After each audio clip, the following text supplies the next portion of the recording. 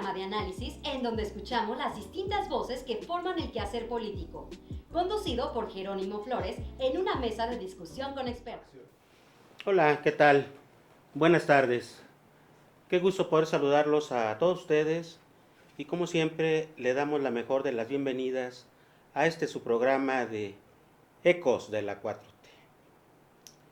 Esperamos y le deseamos que en donde quiera que se encuentre esté teniendo una muy bonita tarde. Hoy es jueves, día de Ecos de la 4T y estamos transmitiendo desde la ciudad de Guadalajara, Jalisco. Sí, escuchó bien, desde Guadalajara, capital de Jalisco. Lo hacemos convencidos de que si alguien ahora tiene algo que decir o que hablar, este es el mejor momento. En la conducción, Jerónimo Flores González, y en la producción, Víctor, Jorge, Diego y Pamela, a quienes saludo. Se los llevaremos a todos ustedes con el mejor de los gustos. Y mire, todos los integrantes del equipo, por supuesto ya conocidos por usted, tal y como ya lo hemos venido haciendo, les hemos preparado un muy buen programa. Así que lo invitamos a que se quede con nosotros. Y gracias, muchas gracias por brindarnos su atención y por apoyarnos. En un momento, comenzamos. Ya se encuentra, como cada semana, para su participación de los jueves, en el estudio nada más ni nada menos que el profesor Gavino Berumen Cervantes. Profesor Gavino, ¿cómo está? Buenas tardes. Muy buena tarde y gracias por estar haciendo esta socialización que es de suyo muy interesante por lo movido que tiene que ver con la política estatal y nacional. Y sí, mucha información que se genera diariamente, profesor Gavino, y en el caso de nuestro programa, pues cada semana tener que, de una manera muy apretada, pero comentar, ¿no? Los hechos más relevantes que se nos van juntando. Sí, la política es muy dinámica y cada día hay materia para estar haciendo pues una serie de reflexiones que nos permita tener una mayor contundencia en el quehacer y en el devenir histórico de estos procesos, como es el gobierno de la República que encabeza el licenciado Andrés Manuel López Obrador. Pues mire, profesor, prácticamente ya tenemos más de un año en el aire y ahora Pamela, que nos da este nuevo formato para poder transmitirles nuestro programa a nuestra audiencia, mire. Sí, estamos renovándonos. Es una escenografía diferente en donde se puede mantener una muy buena comunicación porque es un formato más amigable. Oiga, profesor, pues estamos prácticamente ya a 5 años de aquel histórico 1 de julio en que se logró alcanzar el triunfo por parte del actual presidente Andrés Manuel López Obrador. ¿Cómo ve la situación actual en lo político y el quehacer del gobierno en esta etapa de transformación encabezada por el presidente Andrés Manuel López Obrador? ¿Qué nos puede decir, por favor? Pues en principio la convocatoria del próximo evento que tendrá lugar de nueva cuenta en la Plaza del Zócalo y que sin duda será pues un día de festejo por este quinquenio transcurrido. Y desde luego que pues ya el próximo año se culminará con el que este sexenio va a pasar a la historia. Va a pasar a la historia como un ejercicio de gobierno pleno, porque el presidente ha sido muy enfático en eso, en el sentido de cómo condujo la nave en este tránsito, y es desde luego que es con una separación de lo que tiene que ver con los aspectos fundamentales de los actores económicos y de los actores políticos, es decir, una división de el poder económico y el poder político. Entonces, eso marca la diferencia en principio, porque era de suyo conocido que en el pasado los presidentes de la República actuaban como gerentes, bajo las órdenes de los dueños del poder económico, y que eran los que marcaban la línea por donde debería de transitar las políticas económicas que siempre, indefectiblemente, les favorecían, a sus intereses que siempre fueron marcados por la ambición económica.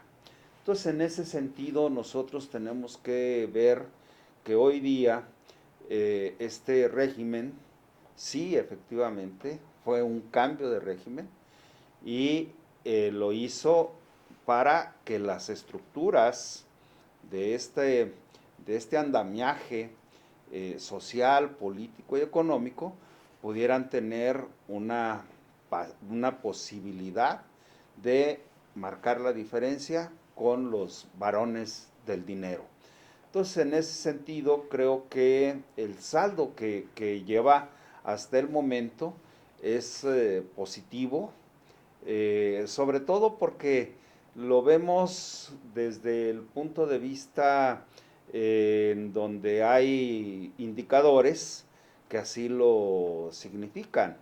Por ejemplo, un peso que ha logrado mantener un equilibrio en cuanto a su relación peso-dólar, y que viene a significar pues una apreciación del peso, lo que en el pasado se veía como una depreciación que originaba muchos factores que incidían en la economía y en una constante devaluación de nuestra moneda y la pérdida del poder adquisitivo de la misma. Por lo tanto, hoy estamos encontrando mejores condiciones de desarrollo económico en el país. Usted ha tenido un paso en la vida política profesional del país. ¿Cómo se ve y se hace la política de que entra en funciones este actual gobierno con relación a lo que se venía haciendo y viendo políticamente hasta antes de que llegara? ¿Usted qué recuento puede hacer eso? ¿Qué significa, cómo entender y qué significado le damos a lo que se está viviendo actualmente en el país políticamente? Bien, en principio debemos de mencionar que nosotros tenemos un sistema político de partidos. Entonces, los partidos políticos influyen de manera contundente en la forma de cómo poder establecer los lineamientos de quienes estén siendo parte de ese abanderamiento de las políticas que impulsan a través de su declaración de principios, de su programa y de sus estatutos. Entonces, por lo tanto, los partidos políticos a través de estos documentos básicos establecen una línea que hace posible que quienes vayan a abanderar o quienes vayan a ser los abanderados de estas organizaciones partidarias tengan que ceñirse a esa línea política de sus documentos básicos. Por lo tanto, pues nos debe de llamar la atención que dentro de este sistema de partidos también hay otra figura como la de coalición de partidos, y en este sentido pues podemos advertir que hay partidos que se van nucleando también de acuerdo a las propias circunstancias. Es el caso de las coaliciones que tienen que ver con la materia de una elección, con una coalición legislativa o una alianza legislativa o una conjunción de esfuerzos legislativos en el legislativo, en donde los partidos políticos y sus quienes están siendo los representantes de estos partidos pueden hacer esas coaliciones legislativas. Las coaliciones políticas son para los procesos electorales. Hoy lo estamos viendo como hay dos propuestas. La propuesta que tiene que ver con la coalición Juntos Hacemos Historia, y la otra que hoy se denomina pues por una cuestión de Alianza por México o Frente Amplio Opositor. Frente Amplio Opositor. Esa figura frentista, yo la recuerdo que la promovía mucho el Partido de la Revolución Democrática, que se establecieran esa figura de frentes políticos. Hoy la estamos viendo con el frente opositor, con el frente de Frente por México, Frente Electoral por México, que lo constituye el Partido Acción Nacional, Partido Revolucionario Institucional y el Partido de la Revolución Democrática, con las contradicciones ahí ideológicas. Quienes fueron los acérrimos enemigos del pasado, hoy ahí están manteniendo una alianza que pues es incomprensible desde el punto de vista de lo que yo mencionaba en un principio, de sus documentos básicos, de sus directrices políticas en sus líneas de acción. El programa del Partido Revolucionario Institucional, pues por supuesto que dista mucho del programa del Partido Acción Nacional. No podemos desconocer que el Partido Acción Nacional surge en 1939 en contra de las políticas nacionalistas del general Lázaro Cárdenas. Entonces, el partido que se consideraba heredero de la Revolución Mexicana, pues hoy está aliado con los enemigos de la Revolución Mexicana. Y el Partido de la Revolución Democrática, que surge también como un partido que fue afectado con la cuestión del Frente Democrático Nacional en el 88, con esa cuestión que se le robó la presidencia al ingeniero Cuauhtémoc Cárdenas, y que da origen precisamente con ese nombre de Partido de la Revolución Democrática, porque lo que se asumía y se pensaba que tenía que ser una revolución pacífica, y en ese sentido, bueno, pues ha transitado este partido que hoy gobierna el país, como es Morena, que ha venido llevando a efecto una serie de planteamientos como las que hace el presidente de una revolución de las conciencias. Por supuesto que,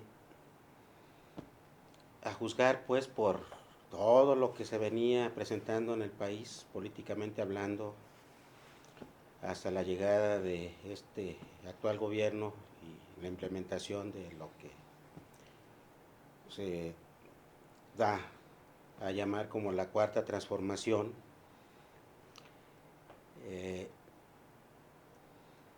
No ha sido fácil. ¿Qué aspectos podemos rescatar positivamente y qué falta? ¿Qué es lo que por ahí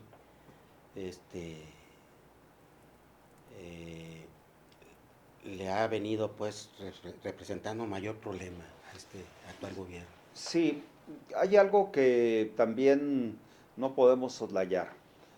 Sin duda, este gobierno ha tenido un avance sustantivo en materia de lo que tiene que ver con las políticas sociales. Sin embargo, bueno, no es fácil que en 5 años, como si tuviese el presidente de la República varita mágica, pudiera resolver todas las asignaturas que le dejaron muy controversiales, como la seguridad. Esa situación considero que es una de las asignaturas pendientes que tendrá que verse y que puntualmente pues darle el tratamiento adecuado, como se ha pretendido hacerlo con esta política de no enfrentar la violencia con violencia. Entonces, esa crítica también ha sido muy constante a esa forma de describir el que la pacificación se debe de dar con abrazos y no con balazos. Bueno, pero este asunto tiene mucho significado porque quienes le dieron un palazo al avispero, pues fueron los regímenes anteriores, particularmente el que le declara la guerra al crimen organizado, que fue Felipe de Jesús Calderón Hinojosa, y su secretario de Seguridad, que hoy está esperando que sea sentenciado en Texas, Nueva York, en Nueva York, en una corte de Nueva York. Entonces, ese antecedente no lo podemos pasar por alto. Es una situación que generó una serie de problemas que todavía lo estamos viviendo y padeciendo, como es la inseguridad. Y el asunto de las políticas sociales enfocadas precisamente para satisfacer las grandes necesidades que se tenían también en materia de aspecto laboral, de pobreza, de combatir la pobreza y la extrema pobreza, bueno, pues ha ido caminando de manera significativa, y eso ha hecho posible que no haya un desequilibrio en lo social. O sea, hay estabilidad social, hay estabilidad económica, pero esa asignatura de la seguridad, pues hay que darle un tratamiento de seguir combatiendo en la medida de lo que sea posible, con atendiendo las causas y que originan precisamente esa inseguridad o esa marcada forma de estar siendo un aspecto que lesiona a la sociedad en su conjunto. Duele mucho eso, lastima a la sociedad. Efectivamente. Entonces creo yo que eso hace posible que nosotros tengamos que darle mayor consistencia al trabajo que el propio presidente un día sí y otro también está tratando de que la agenda social sea la que determine el proceso de desarrollo de este país, conjuntamente hoy con los actores que son muy preponderantes en la cuestión de la economía nacional, y eso, pues el que haya un entendimiento ya entre los factores que son importantes para el desarrollo de la economía nacional, estén trabajando conjuntamente con el gobierno federal, y también tratando de que se generen una serie de inversiones por parte de la inversión directa proveniente del extranjero. Entonces, eso hace que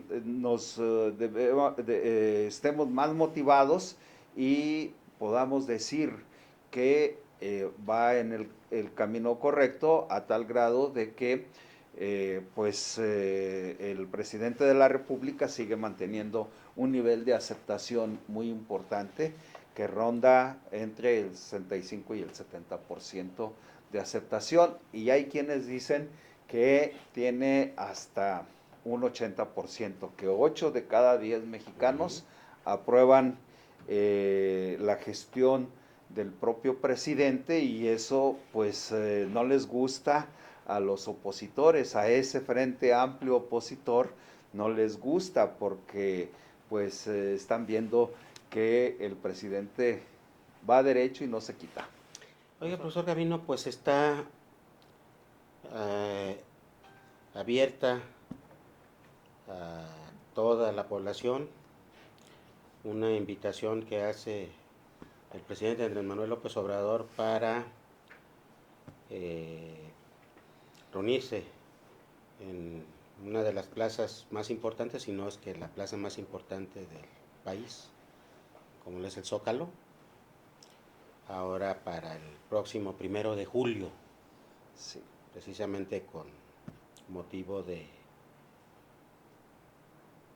los 5 años ya que han transcurrido desde que se logró aquel triunfo electoral por parte de esa coalición de partidos de Juntos Haremos Historia, nada más que antes integrada por el PES, el Partido Encuentro Social, por el PT y por el Partido Morena. Así es. Importante fecha, es motivo para festejar por parte de la población. ¿Qué esperar? ¿Qué sigue, profesor Gavino? Sin duda que es muy importante el que no dejemos que la desmemoria nos gane.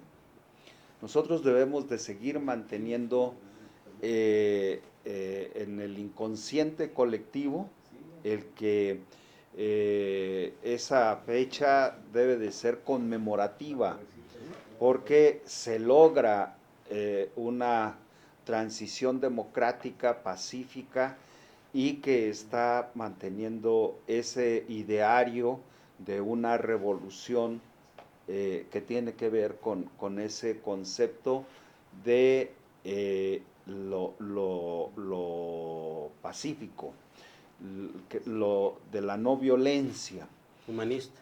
Que Yo es agregaría, efectivamente, Yo agregaría humanista. Efectivamente, porque si nosotros atendemos ese concepto de humanismo, pues entraña que esta corriente lo que hace es colocar al hombre, y cuando digo al hombre, al ciudadano, hombre, mujer, en el centro del debate, en el centro de la atención, en el centro de la política. Entonces, eso hace posible que el humanismo, que es una corriente filosófica que surge en el siglo XV, XVI y XVII, y que en la época en México, evidentemente hubo grandes pensadores que asumieron esa corriente, y había que ver, por ejemplo, Alfonso Reyes, con esa corriente humanista, de estarla analizando y revisando y poniéndola en práctica en este siglo XXI. Y máxime que el presidente de la República la hace suya y ya le pone la etiqueta de humanismo mexicano a partir de las acciones de gobierno del presidente Andrés Manuel López Obrador, que está colocando en el centro del debate precisamente al ciudadano.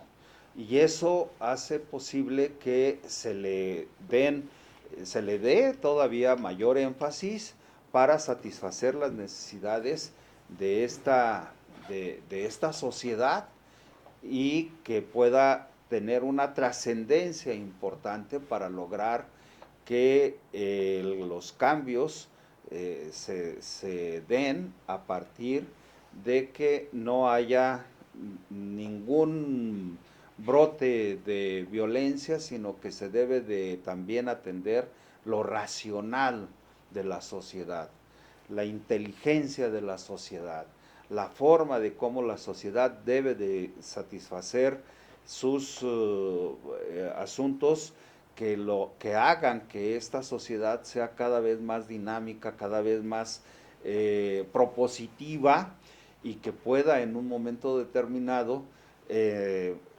enfocar todas sus baterías para que no pierda ese rumbo de tener el concepto humanista. Sobre todo para sanear la vida pública. Sí, yo también ahí por supuesto quisiera insertar esa situación de hacer posible para que la vida pública todavía sea... Sí, porque el individuo que se precie de participar, y cuando hablo de individuo, estoy hablando de la individualidad hombre-mujer, porque Claro. hoy encontramos en la participación de la mujer cada vez más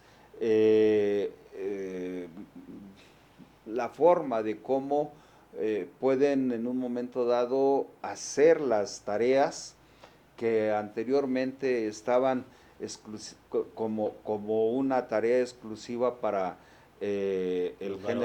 para el género masculino, para los varones.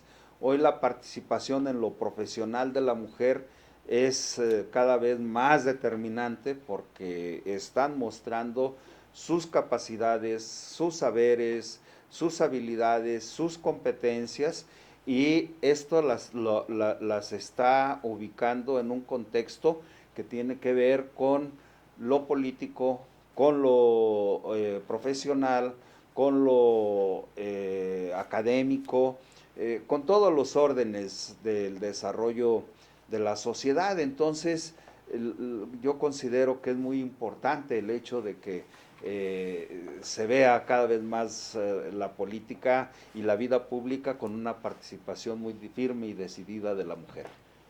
Pues profesor, ahí está pues abierta la invitación para quienes tengan la oportunidad y puedan estar en el Zócalo ahora el próximo 1 de julio. Así es. A ver cómo lo viven y qué es lo que logran pues recordar, porque pues hay que los que acuden, pues es inevitable no recordar todo lo que se ha vivido. Ya lo dijo el presidente, va a ser un día de fiesta. Así esperemos. Profesor Gavino, muchas gracias, lo esperamos para el próximo programa. Aquí estaremos con el gusto de siempre. Buenas tardes. Buenas tardes. Damos un corte y regresamos. Ya estamos de regreso. Qué bueno que continúa con nosotros porque miren, ya está aquí en el estudio para su participación, como cada programa y cada jueves, el maestro Antonio de Jesús Mendoza Mejía. Maestro, qué gusto saludarlo. Igualmente. Y le agradezco de nueva cuenta su presencia porque, pues mire, tuvo por ahí un accidente.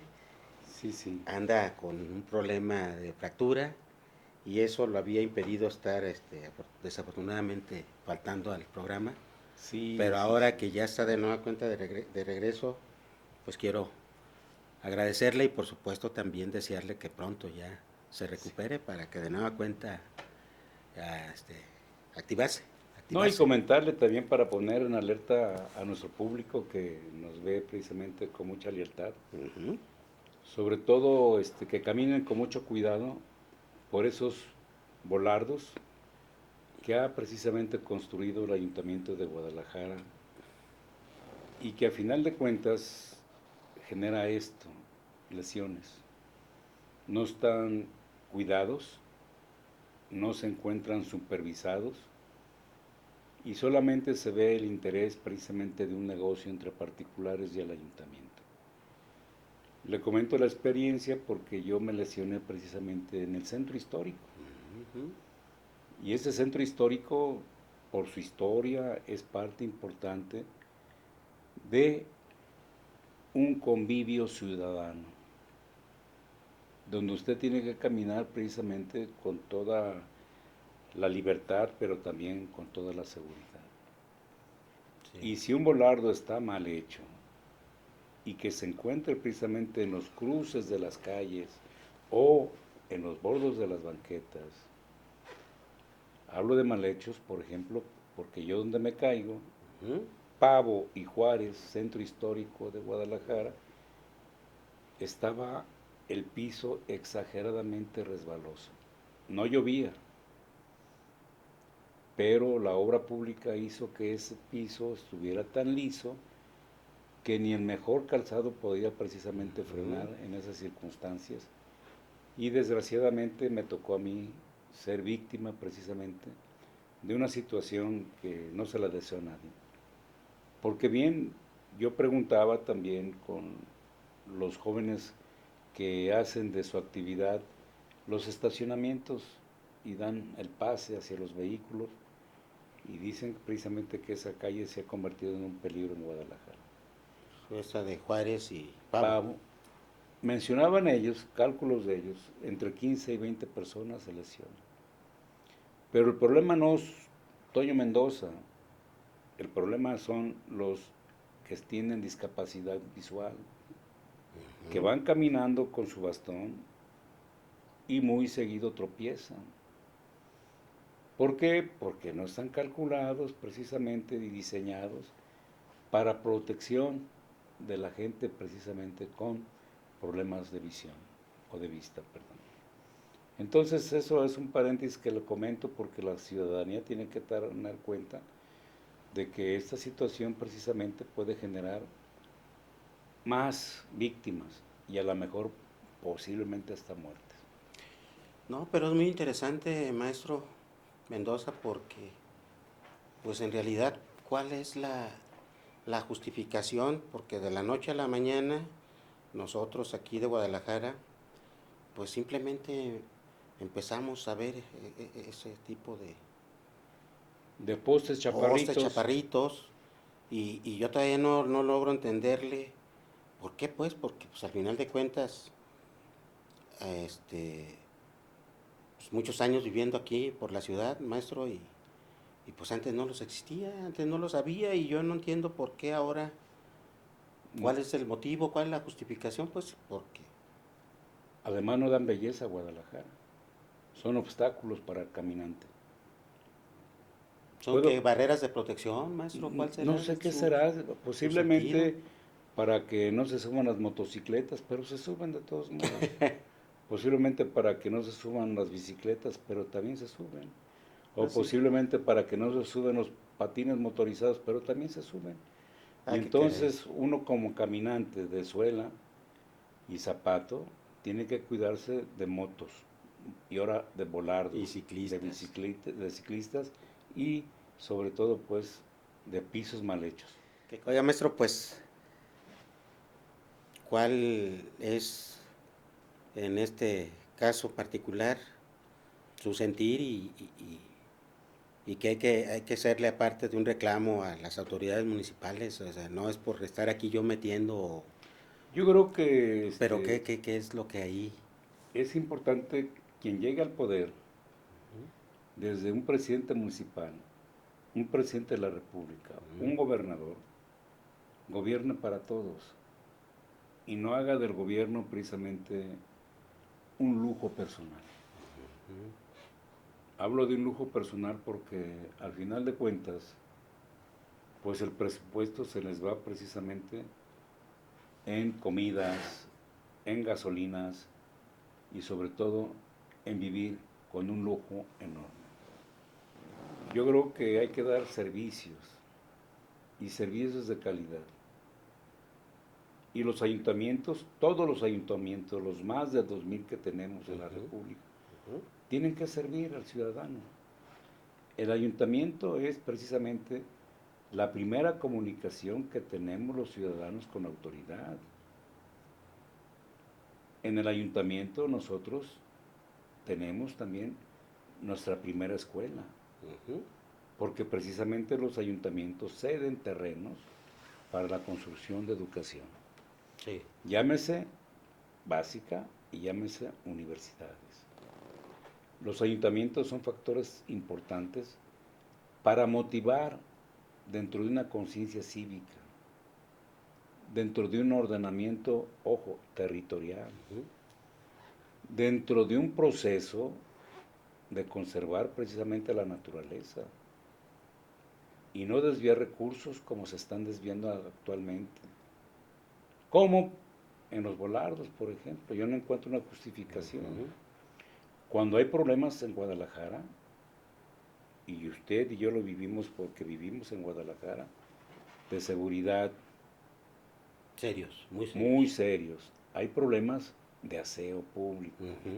Sí, las calles, muchos lugares están muy sucios. Camine por el centro histórico. No, da pena, es una tristeza. Y usted va a ver que es todo un mundo de basura. Sí. Yo recuerdo todavía antes de esta administración, se encontraban precisamente los servidores públicos, de esos con la escoba de popote, barriendo Plaza de Armas, Plaza de la Liberación, las banquetas. Plaza Tapatía. Plaza Tapatía. Hoy no. Pase usted a cualquier hora y va a encontrarse un mundo de basura, de la que usted quiera seleccionar. Desde un vaso desechable, desde una bolsa, hasta basura propia de una casa habitación. Eso pasa en el centro histórico. ¿Qué pasa con esa situación y cuáles son las consecuencias? Primero, una consecuencia es la salud,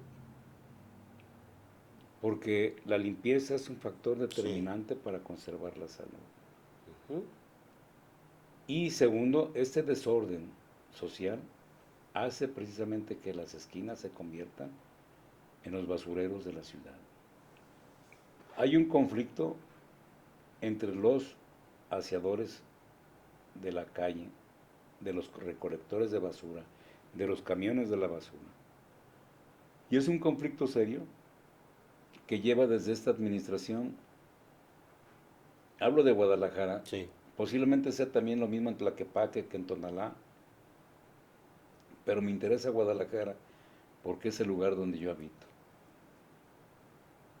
Días que no hay recolección de basura, días, cuando constantemente la basura pasaba. Su clásica campanita, su camión recolector, e incluso un citadino se hace precisamente hasta amigo del recolector de basura. Claro, sí, cómo no, con el paso del tiempo. En mi caso, por ejemplo, yo por gratitud les doy una moneda y me preguntan por qué les das. Le digo, porque esos muchachos arriesgan su vida recolectando mi desperdicio. No saben si yo estoy con una enfermedad fuerte y posiblemente mi vecino también. Yo creo que merecen un poquito más de lo que ganan, porque las medicinas no son baratas. Y si va también usted a los centros de salud, no hay medicamentos. Y entonces estamos viviendo un colapso social correspondientemente. Y la ciudad es parte importante del desarrollo del ser humano. Es el hábitat fundamental, sobre todo para que nos formemos de manera armónica, y también es un proceso de carácter educativo. Los ciudadanos, por nuestra vocación y nuestro humanismo, como dijo muy puntualmente el maestro Gavino, lo primero que nos enseñamos es a saludar. No un saludo mecánico. Que nace, que sale. Nos nace. Ujú. Se levanta uno y lo primero, si ve al vecino, buenos días, días, fulanito, sí. buenos días, manganito. Ujú. Si va uno a la tienda tempranito a comprar sus víveres para el desayuno, buenos días, ¿cómo está? ¿Cómo amaneció? Somos un factor humano de sonrisa, de Convivencia amabilidad. y socialización. Exacto. En nuestro hábitat natural, la ciudad. Usted recuerde que incluso años atrás se decía que Guadalajara era la ciudad amable. ¿Por qué? Porque hasta el policía se convertía en el amigo del ciudadano. Era una policía que hoy dicen los de seguridad pública de proximidad. Hoy hay muchos términos técnicos, pero anteriormente el policía era de proximidad. Y caminaba y sabía también el nombre del fulanito, del barrio y de manganito. Claro. Y eso generaba precisamente todo un cuidado recíproco entre la autoridad y el ciudadano. Incluso tan amable era que nos atrevíamos a decir a los policías, amigos. Muy bien, maestro, pues esperemos que las cosas cambien, que se atienda esto que ahorita acabamos de platicar, y por supuesto yo espero que ya pronto se recupere, y para no cansarlo más, maestro, le agradezco por esta ocasión. No, al contrario, y ya sabe que de nueva cuenta nos esté acompañando. Ya me había dicho usted pues que por esta situación iba a tener que apartarse unos días, pero ya me da mucho gusto volverlo a ver y saludar. Ya sabe que cuenta con mi participación. No, muchas gracias, maestro. Y estoy a las órdenes. Un gusto. De izquierda. Somos de izquierda, mas no socialistas, Ah, de sí. izquierda, Y no, humanos. y no peligrosos. Exacto. Vamos a un corte y regresamos. Mire, qué bueno que sigue con nosotros. Hemos estado en este programa muy agradable, por cierto, muy a gusto con este nuevo escenario que ahora Pamela y el George se dieron a la tarea. Mira, Eduardo, más Bien, a gusto. pues, dicen que los cambios son buenos Son buenos, ¿no? son para mejorar, entonces ¿Cómo es ves? que te veo en un nivel más modesto. No, Entonces, pues de eso se trata, mira, estar a gusto. Pero eso sí, muy cómodo. ¿Ah? No, pues qué bueno, sí. Bueno, pues mira, Incluso la parte del fondo también aparece diferente. pues no resta más que agradecerle a Pame y a George, y por supuesto a Víctor, que nos sigue dando todo el apoyo, Eduardo, y por supuesto también agradecerte a ti, que otra vez, como cada semana, estés aquí en el estudio. Buenas tardes, Eduardo, ¿cómo estás? ¿Cómo estás, mi buen Jerónimo? Pues aquí de visita, no sé si todavía se puede decir, o aún ya se puede decir gozando, empieza a cambiar un poco el clima. El clima, ¿verdad? Sí, porque ya Este teníamos calor varios programas con que aún no calorcito. se va ni se desaparece, pero ya empezó a llover y quizá vayan a llegar otras lluvias y quizá empezando la temporada de huracanes y eso, hay lluvias, nublados y empieza a cambiar, aunque trae muchos mosquitos también, ¿verdad?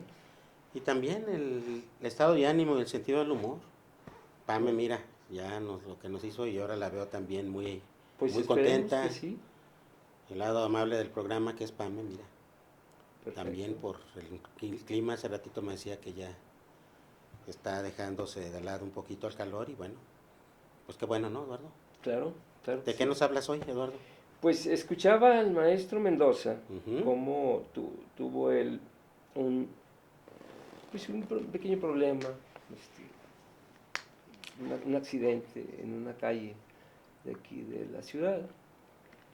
Y pues me hace pensar en cosas que yo he observado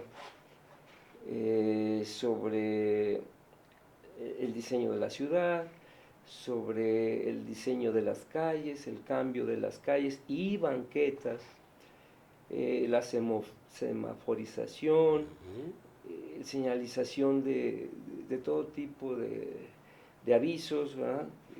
Por parte de los particulares, por parte del gobierno, del organismo de tránsito, etcétera.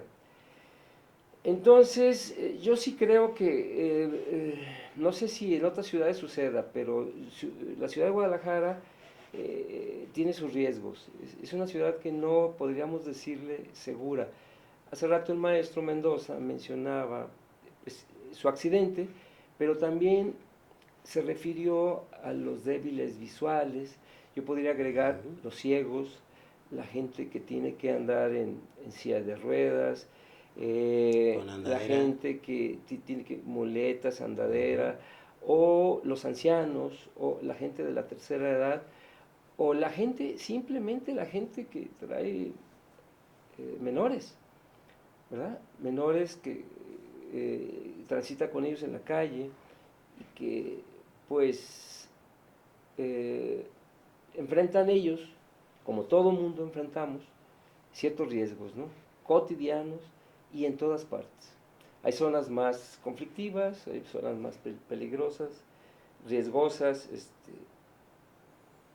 y eso nos hace ver quién atiende la seguridad, quién atiende el diseño, quién atiende el mantenimiento de las calles, de las banquetas. Yo, por ejemplo, te voy a citar algo.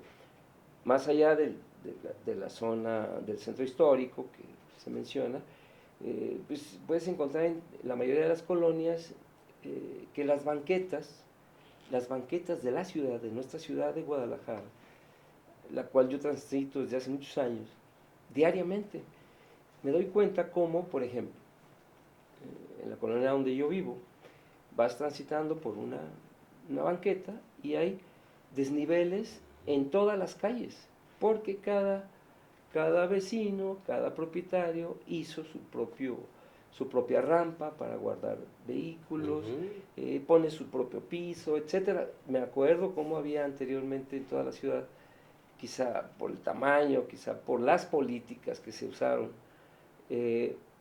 inclusive hasta un cierto tipo de ladrillo específico, sí, gris con tinto, que era un ladrillo, no sé si se le llama tapatío. Yo tengo por ahí algunas muestras. Y pero, ¿qué pasa? ¿Por qué las banquetas son así? Bueno, por las políticas que sigue la autoridad, ¿verdad? Y no nomás eso lo vas a ver en el alumbrado público, lo vas a ver, como ya decía, en la señalización, lo vas a ver en ciertas zonas de recreo, por ejemplo, que les falta ese aseo, esa atención, aseo, uniformidad, seguridad, iluminación, mantenimiento. Hay, creo, en el Ayuntamiento de Guadalajara un organismo, una regiduría, una dependencia, no sé cómo se le llama, una dirección de mejoramiento urbano o de imagen, mejoramiento de la imagen, cosas así. Pero es insuficiente. Tú ves cómo excavan de alguna dependencia del ayuntamiento o incluso de otros organismos como el CIAPA escarban, atienden un servicio, pero dejan el montón de tierra y jamás lo vuelven a recoger, en muchos casos. Y así como eso, tumban un árbol y el desecho lo dejan ahí y dura meses o nunca lo recogen. Entonces todo eso va constituyendo obstáculos en las banquetas, obstáculos para la ciudadanía, obstáculos para el tránsito, que finalmente es un derecho humano, el libre tránsito por la ciudad, la seguridad, un tránsito libre y seguro. Inclusive hay otros riesgos que podemos... y son peligros, algunos limitados. Las banquetas de Guadalajara no están libres. Y puedes encontrar desde obstáculos como la propia basura, talleres mecánicos, taqueros, puestos de todo tipo, que sí es cierto, todo el mundo necesita y tiene garantizado su derecho a dedicarse a lo que sea, pero tiene que regularse, ¿verdad? Pero no regularse sancionando nada más, sino recomendando, orientando, estableciendo políticas que puedan servir a los que ofrecen sus servicios, pero que puedan permitir el tránsito a las escuelas, por ejemplo. Si tú vas a cualquier escuela primaria en las mañanas, ves cómo los niños, las mamás, los papás van llevando a sus chiquillos y tienen que cruzar las calles porque se van las banquetas obstaculizadas, etcétera. Entonces se debe tener mucha atención en esas políticas que parecen secundarias, que parecen de poca importancia para los que administran las instituciones como el ayuntamiento, pero son importantes porque son parte de la vida diaria, de la vida cotidiana. Mi intención original era hablar algo que tiene relación con la estructura, con las banquetas, con la vialidad sobre todo, pero quizá lo podamos eso mencionar en otro programa, como es el patrimonio urbano. El patrimonio urbano que sí se compone de las calles y las banquetas, que se compone de las viviendas, de las fachadas, de las plazas, de las avenidas. El otro día me preguntaba alguien que por qué se llamaba avenida y bulevar, y por qué calle Calzada. y calzada. Entonces yo no estoy muy seguro, pero creo que un bulevar tiene que ver con que enlaza o une a dos municipios o más. Igual, las calzadas y las avenidas. Pues todo eso es parte del patrimonio urbano, pero además, dentro del patrimonio urbano, está el patrimonio artístico y cultural de la ciudad. Y ese punto es donde yo creo, he visto cómo en los últimos años y desde hace mucho tiempo no se atiende, no se atiende como debiera ser, porque es parte de nuestro patrimonio, es parte del patrimonio de la ciudad. Y en el caso de Guadalajara, es parte del patrimonio de Guadalajara, pero cada ciudad tiene su propio patrimonio. Y, por ejemplo, en la zona conurbada, bueno, pues concurren diferentes municipios y cada municipio tiene su propio patrimonio. Y finalmente, pues es un patrimonio que es de todos, que lo compartimos y lo disfrutamos.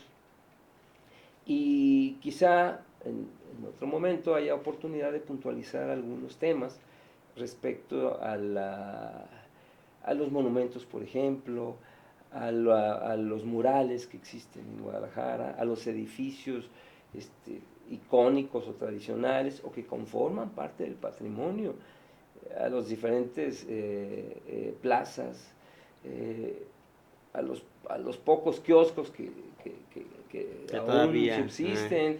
Es decir, hay toda una serie de cosas con las que convivimos y mucha gente no nos damos cuenta, pero es parte de la forma de vida, es parte de lo que hemos heredado de nuestros padres o nuestros abuelos, y va a quedar para los jóvenes. Entonces, todo eso conforma la ciudad, todo eso conforma el patrimonio urbano, pero es muy importante. Incluso yo escuchaba hace unos pocos años cómo, y esto ilustra en gran medida lo que quisiera comentar después, cómo Guadalajara perdió la oportunidad de que su arquitectura, su patrimonio cultural material,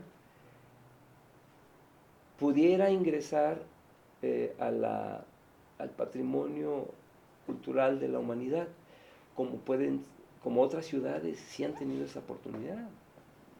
Guanajuato, Querétaro, hay algunas ciudades, incluso la misma Ciudad de México creo que tiene zonas que ya forman parte del patrimonio material de la humanidad.